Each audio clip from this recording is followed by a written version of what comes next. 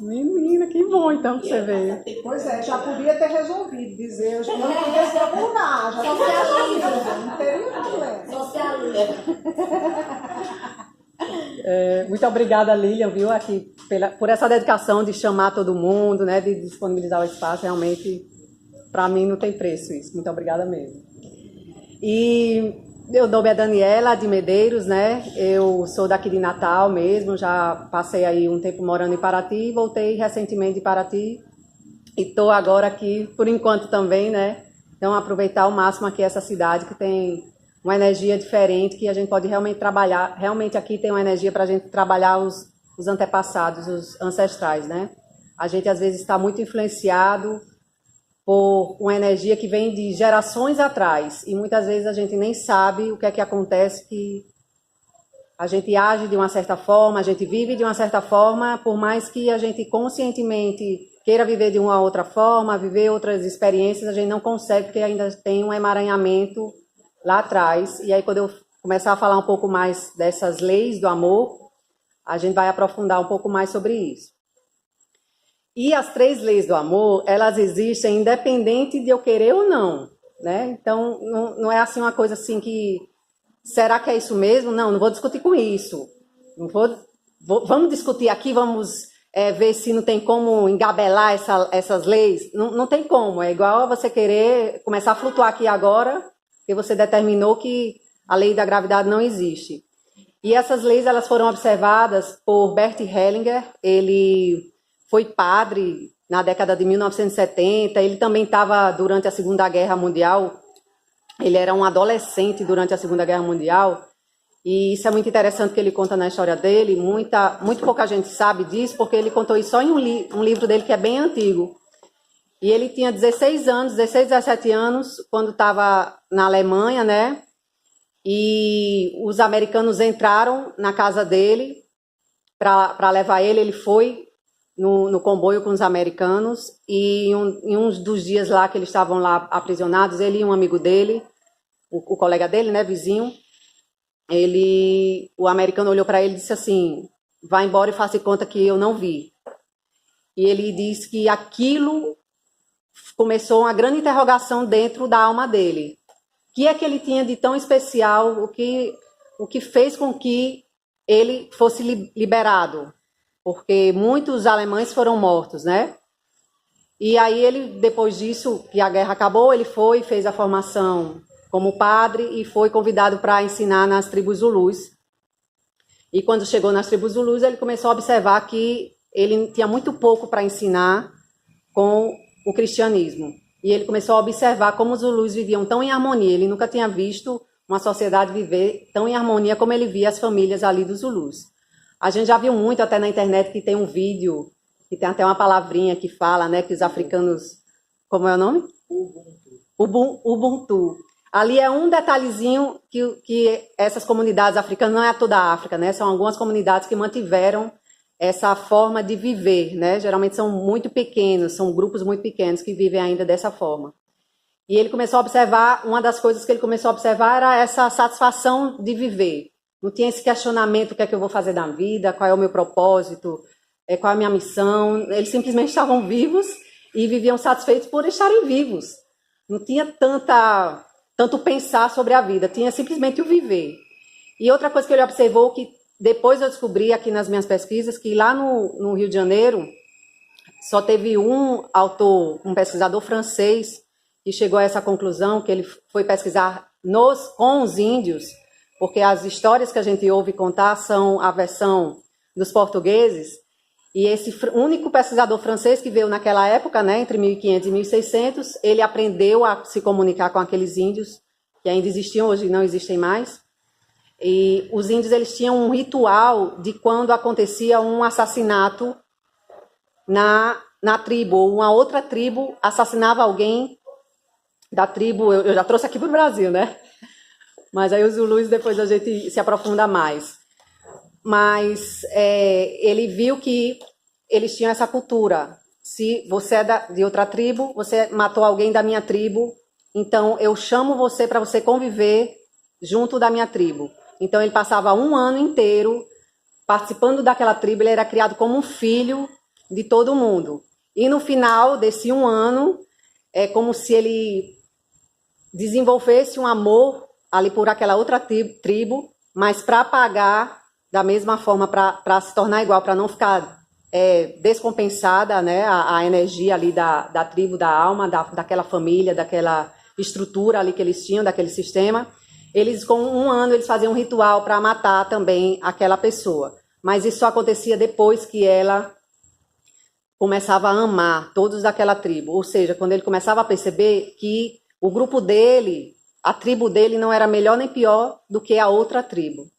E aí, para o sistema ficar equilibrado novamente, eles matavam 1 ano depois e tinha um ritual que no livro é bem descrito assim, passo a passo desse ritual, que no final todo mundo se alimentava da própria carne desse ser, porque ele fez também com que todo mundo da tribo crescesse.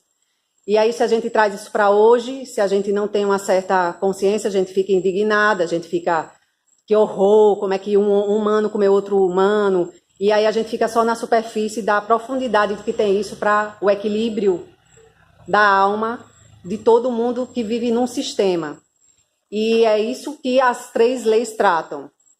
Porque independente de eu ter o julgamento, independente de eu ter uma informação, independente de terem me dito que eu devo viver assim, assim, assado, independente de terem me dito como eu devo tratar meu pai e minha mãe, ou independente de terem me dito que tem algum familiar meu que é um alcoólatra, ou que é um drogado, ou que é uma prostituta, e essa pessoa é o pior exemplo que você pode ter, independente disso, a alma não sente nada disso, a alma não tem essa informação. A informação que a alma tem é de reconexão, todos se reconectando. E a dor que a gente sente nos conflitos da nossa vida no dia a dia é justamente porque a gente não segue essas leis que existem sem que a gente pense sobre ela ou não, ou se a gente questione ela ou não. Então, a primeira lei, ela falou os 3 nomes, né? E a primeira lei é a do dar e receber, que é também do equilíbrio. O dar e o é quando a gente recebe, primeiro a gente recebe a vida vem lá de trás, de algum lugar muito distante, só que para ela chegar até a gente, ela foi passando de geração a geração até a nós, e a gente recebe essa vida para poder dar algo na nossa vida. E o que é que acontece que impede a gente de viver isso com mais fluidez, de dar e receber? Os nossos questionamentos. Quando a gente viu um filme ou a gente cresceu numa atmosfera da televisão mesmo, eu falo pelo meu exemplo, eu cresci numa atmosfera ali da televisão, eu passava a maior parte do tempo vendo televisão, naquele mundo de sonhos, que o príncipe encontrava a princesa e ia salvar ela, né? E pelas minhas pesquisas do meu trabalho, isso é muito comum. Tem mulher que diz assim, não, eu sou identificada com a Valente.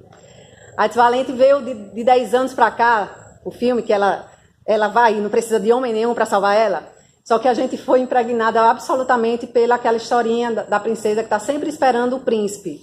Então, tudo isso que a gente foi recebendo de informação e foi indo para o nosso inconsciente, quando a gente tinha de 0 a 7 anos, foi reforçando algo que a gente já trouxe do nosso sistema familiar. Então, não existem culpados, porque é algo que uma pessoa, uma geração vai levando até a outra e vai levando até a outra, e não tem como eu apontar o dedo para ninguém, porque realmente foi o sistema que foi estabelecendo isso, essas leis, essas regras, e se a gente começar a conversar muito sobre isso...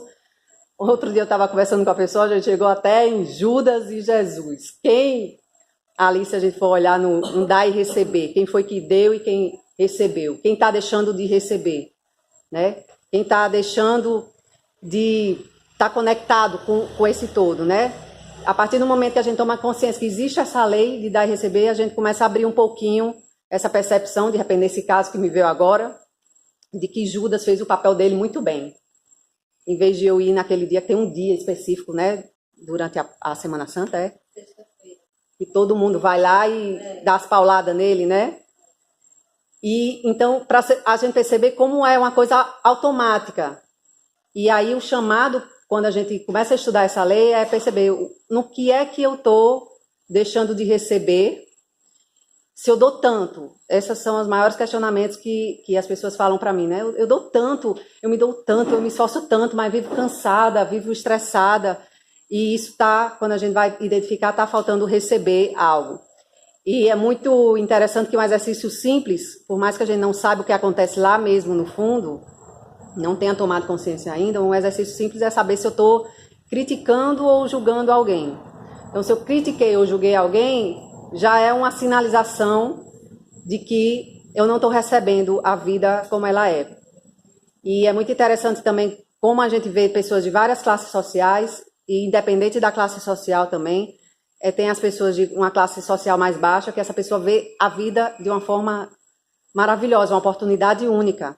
Significa que essa pessoa recebeu tudo da vida e aí ela consegue ajudar outras pessoas, chegar no lugar e dar um sorriso, chegar no lugar e falar com a pessoa, perceber que ela não está bem, a pessoa vai e já começa a conversar com essa pessoa. Então é muito sutil isso, e a gente começando a exercitar com pequenas coisas, a gente vai começando a compreender quando é que a gente está deixando de receber. Tem um exercício que eu sempre passo para as pessoas quando eu falo dessa lei, que é começar a dizer sim. Porque a gente foi muito condicionado de que se a gente falar, não por educação, tem muita gente que fala não, eu já ouvi muito, né? A pessoa chegar, a gente oferece uma coisa para a pessoa diz, não precisa não, muito obrigada. E aí um exercício que a gente começa a praticar para receber, é contar quantos não você fala no dia, que a pessoa lhe ofereceu alguma coisa, você não. A pessoa lhe deu um bom dia, você nem respondeu o bom dia, porque você já não recebeu o bom dia, né? Então começa a perceber, nossa, como eu falei não hoje. Então isso já vai significar que você já não está recebendo. É claro que essa lei ela é muito mais abrangente. Eu estou dando aqui exemplos do nosso cotidiano que vão demonstrando, vão dando sinais de que a gente tem algo para olhar nesse não receber na vida. Porque esse não receber na vida já vem de algo muito mais profundo, que realmente com a constelação é que a gente pode observar onde foi quebrado esse fluxo. Teve um momento de constelação que eu fiz, que eu participei, né? Que estava na 8ª geração atrás. Então, da 8ª geração, o fluxo do dar e receber estava interrompido, porque naquela geração houve um aborto, né? Houveram vários abortos. Então, aquela mãe abortou as crianças e ela não quis mais olhar para aquilo, ela não reconheceu aquelas crianças e o fluxo de dar parou nela. Então, todas as 8 gerações à frente dela deixaram de receber, porque o fluxo do amor foi interrompido ali. E aí, com isso, a gente entra na segunda lei, que é a lei da inclusão, que é a lei do pertencimento, que é exatamente essa, vamos dizer, ela não conseguiu olhar para aqueles abortos que ela fez. E o aborto, por mais que a situação seja complicada, se nós pegamos 2 situações semelhantes de vida, tem aquela pessoa que ela, a todo custo, ela tem aquela criança, ela doa aquela criança, mas ela permite que a vida flua. E tem situações em que aquela mulher se sente no pânico, se sente abandonada, e isso também vai de acordo com o que já vem lá atrás no sistema dela, e aí ela não consegue dar continuidade à gravidez e acha que a melhor solução é tirar a criança. E isso tem realmente consequências funestas, não só para uma família, mas para todo um sistema, porque começa uma sequência de fatos em massa que todos começam a não olhar para a vida realmente, porque precisam olhar para esses mortos. Não dá para uma vida ser ceifada assim e continuar vivendo. Então, muitas mães, às vezes elas, por causa de gerações atrás, elas não conseguem olhar para os filhos, porque a alma dela está olhando lá atrás e todo o sistema dela está olhando lá atrás. E só vai desemaranhar quando alguém do sistema tiver a coragem de olhar para essas almas que ficaram lá atrás. E aqui também já apareceu um outro grupo de constelação, aqui em Natal especificamente, que faltava olhar para os holandeses que vieram aqui. Eles deram uma descobertazinha, né? Assim, eles... E aí, muitos foram mortos pelos índios, né? Pelos potiguares, os comedores de camarão. Eram os potiguares mesmo, não era outro nome da tribo. E aí, eles foram embora e seguiram e foram, pelo que eu li, eles foram para Nova York e se instalaram lá, em Nova York.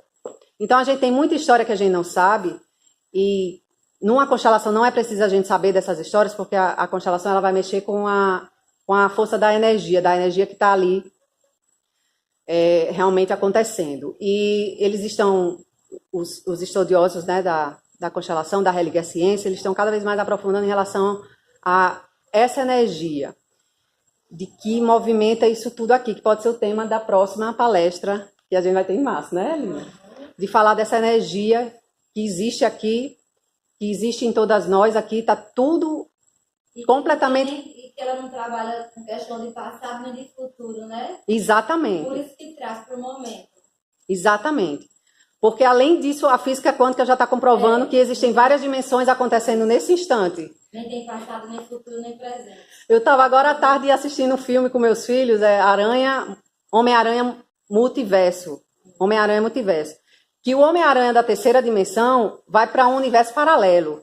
E aí ele vai ajudar o outro Homem-Aranha do outro universo paralelo a resolver lá a situação para ver se para de o espaço-tempo ficar abrindo.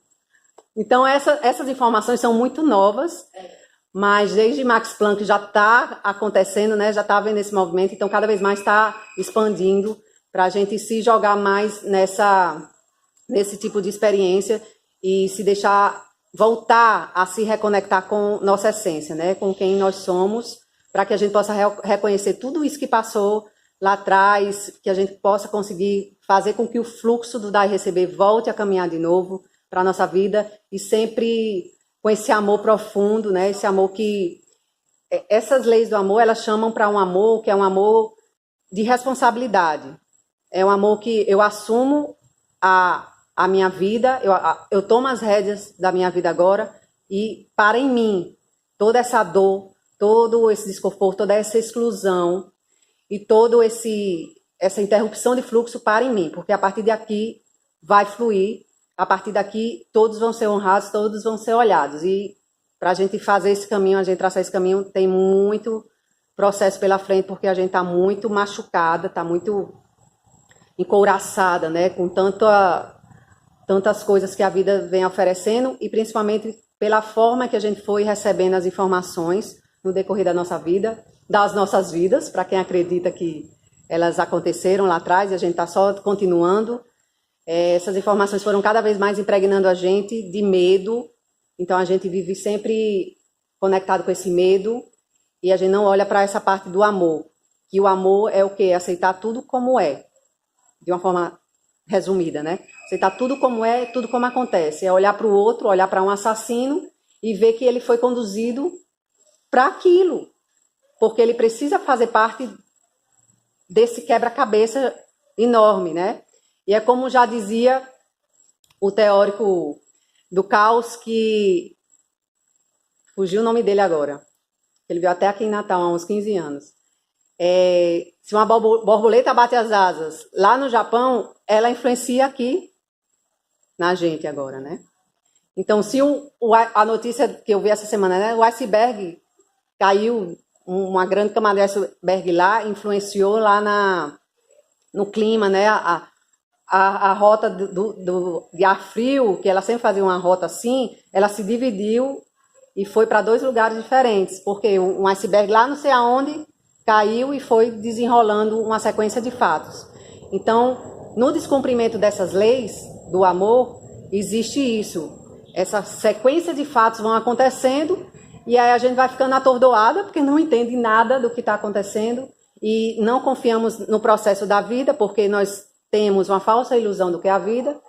A gente tem ainda essa ilusão do conto de fadas, né, de que a vida é só eu esperar aqui, que o príncipe vai chegar, ou algo muito bom está prestes a acontecer, é simplesmente eu meditar e sentar que algo muito bom vai acontecer. E a vida não é bem por esse caminho, né? A vida exige ação, exige movimento.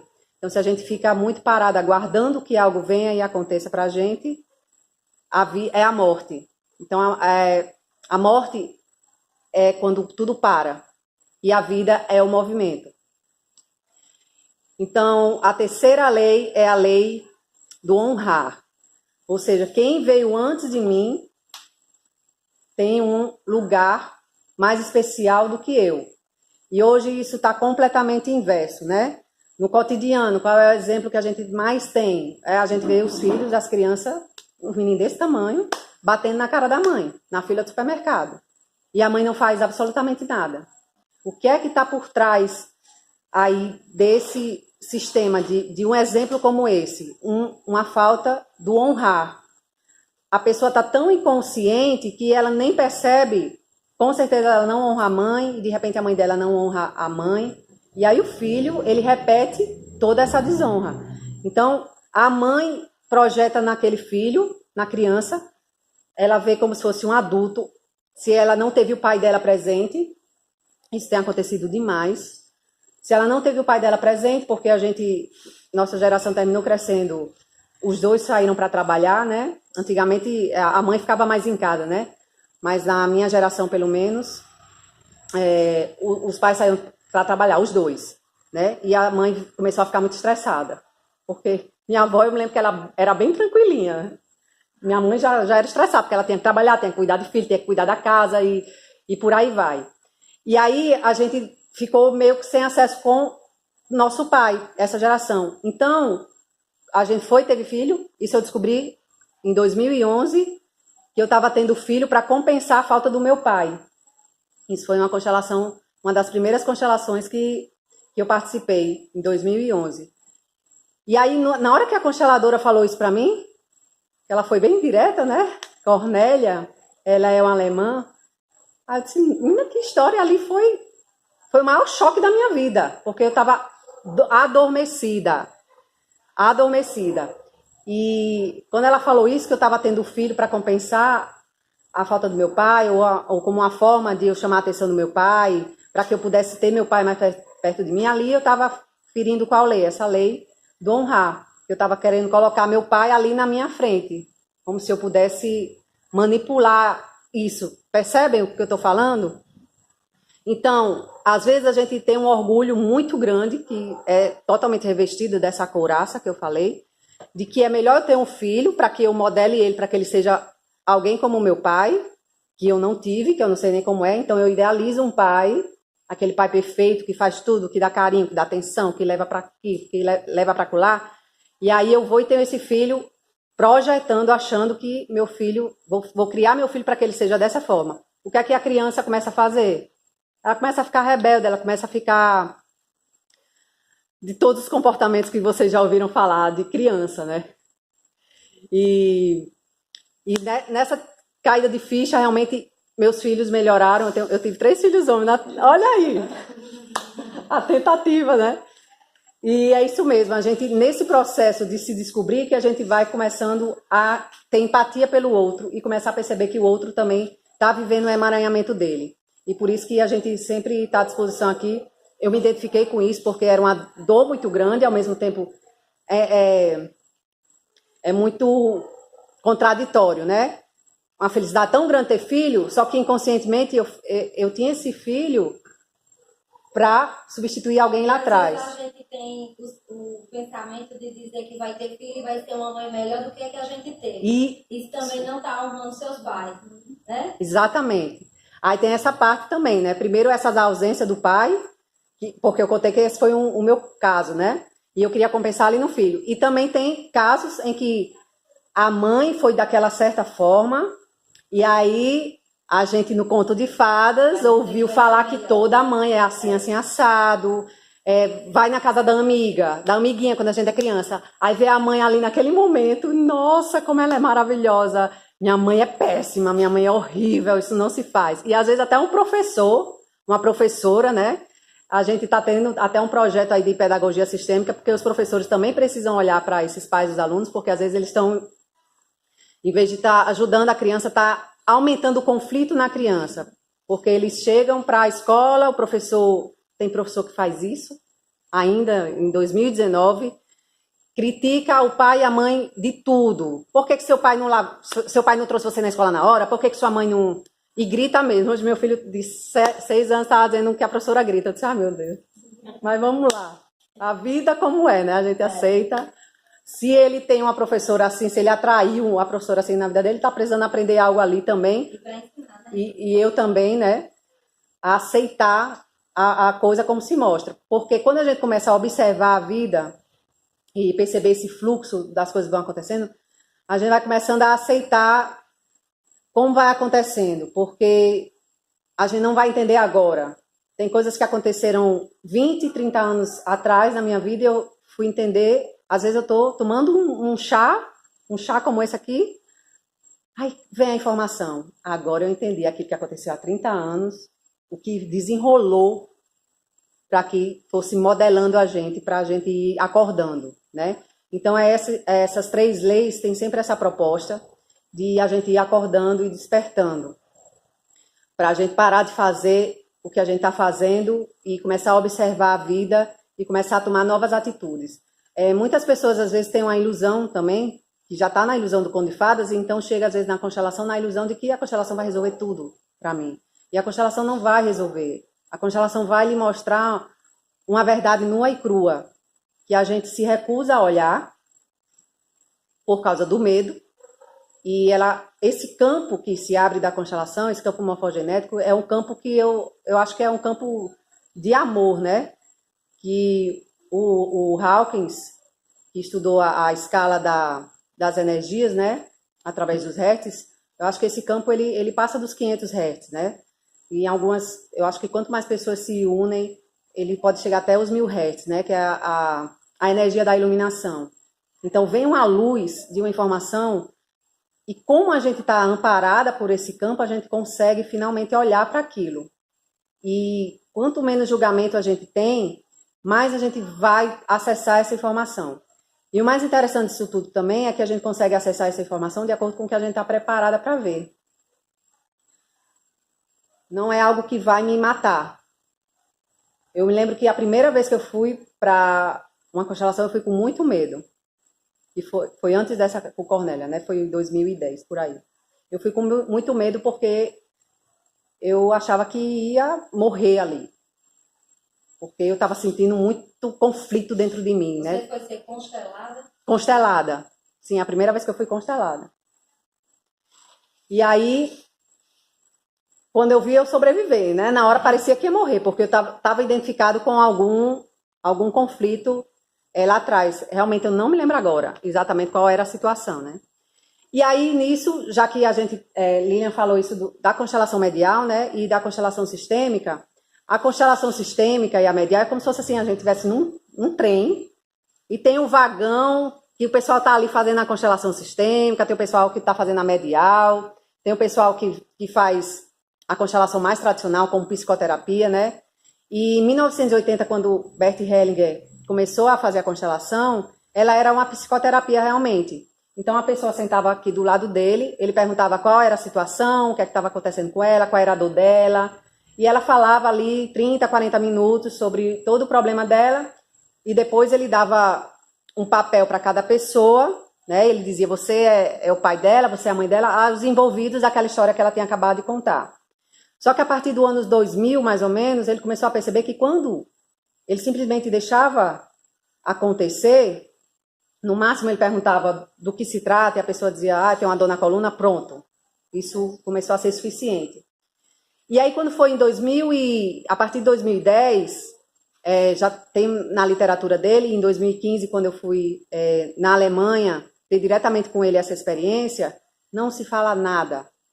Então ele só coloca as pessoas aleatoriamente para olhar uma para as outras e algo acontece ali que as informações elas chegam como se fossem downloads, né? Vamos dizer que a gente está com um sistema obsoleto de aplicativo, né, no nosso celular, e aí, a partir dessa vivência, a gente recebe os downloads, e são milhares de informações que aí a física quântica está começando a explicar isso, né, dos universos paralelos que estão acontecendo, das vidas para trás, dos ancestrais para trás, e quem sabe até daqui a alguns anos a gente vai conseguir vislumbrar aquilo que está ali na frente, se a gente começa a olhar as possibilidades, acessar as possibilidades. Então, acredito que esse campo ele possibilita todas essas informações. Mas a gente só acessa as informações de acordo com o que a gente tem aqui, né? E é por isso que a gente está aí trazendo a turma, né? A segunda turma de constelação familiar medial, que a medial é justamente essa em que não se fala nada, que a gente entra no campo e vai recebendo as informações, cada pessoa vai acessando a informação, é muito